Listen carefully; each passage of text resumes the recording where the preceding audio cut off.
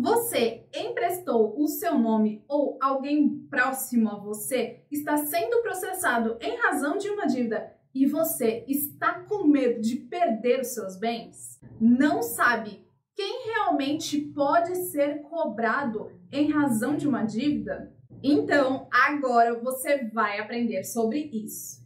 Eu já recebi muitas, mas muitas perguntas sobre esse assunto e eu resolvi resumir tudo em apenas um único vídeo para ficar mais fácil para todo mundo, ok? Tem pessoas que chegam aqui no canal por conta de uma dívida própria, mas eu descobri que outras acabam chegando aqui em razão de dívidas de outras pessoas. Já vi muitos casos da pessoa ter um familiar ou cônjuge e não saber se ele também pode ser responsável por aquela dívida. Ou então a pessoa está sendo processada e está com medo de que outros familiares possam responder por aquela dívida. Enfim, uma salada de situações. E agora nós vamos tratar questão por questão.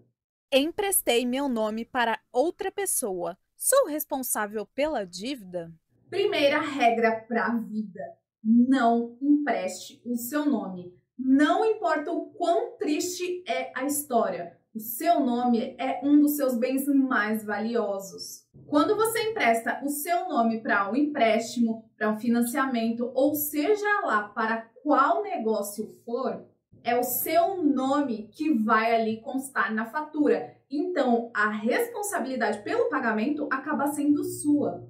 Mas, Alice, eu não me beneficiei disso em momento algum. Não vi a cor do dinheiro e eu sequer estou com bem ali que a pessoa está se beneficiando. Então, lembra da primeira regra que eu falei agora há pouco? Se você não tiver como comprovar que aquela pessoa que se beneficiou do empréstimo, do financiamento, ou seja lá, do negócio que você tiver feito, a dívida fica com você e a responsabilidade pelo pagamento. Tenho familiar sendo processado.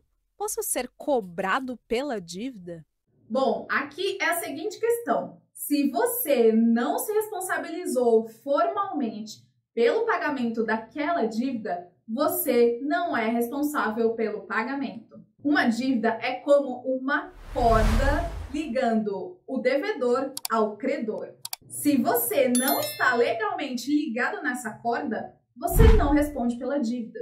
Mas existe sim uma exceção para esse tipo de dívida, e a dívida que eu estou falando é uma dívida civil, ok? Não é pensão, não é dívida criminal, é uma dívida civil. Uma dívida civil é aquela dívida com outra pessoa, com outra empresa ou qualquer outra instituição que possa cobrar você. A exceção que eu estou me referindo aqui é quando uma pessoa é casada com outra sob o regime da comunhão universal de bens e da comunhão parcial de bens. Metade do patrimônio após o casamento na comunhão parcial de bens e o patrimônio integral antes e depois do casamento na comunhão universal de bens. Então, se você é casado com outra pessoa na comunhão parcial de bens, as dívidas depois do casamento, metade do seu patrimônio responde pela dívida.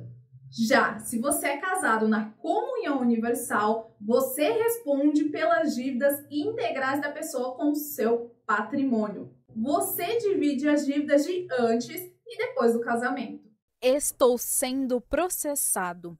Um parente meu pode ser cobrado? Aqui segue basicamente o que foi explicado anteriormente. Se uma pessoa não é responsável formalmente pela dívida e não é casado nos regimes que eu mencionei anteriormente, ela não responde pelo pagamento da dívida. Essas são questões básicas que eu sempre via aqui nos comentários do canal. A lei sempre vai determinar quem responde por uma dívida. E, na maioria das vezes, é quem se responsabilizou formalmente pelo pagamento daquela dívida. Como, por exemplo, a pessoa que assinou o contrato, a pessoa que assumiu a responsabilidade, ou então um fiador, ou então um avalista. Existem exceções desses casos que eu citei? Sim, na prática existem, como por exemplo a questão de sócios de uma empresa, a questão da fiança, e muitas já acontecem na fase judicial. sendo que nessa fase a pessoa precisa do auxílio de um advogado para não complicar mais ainda esse problema. Muito obrigada por acompanhar esse vídeo e até a próxima!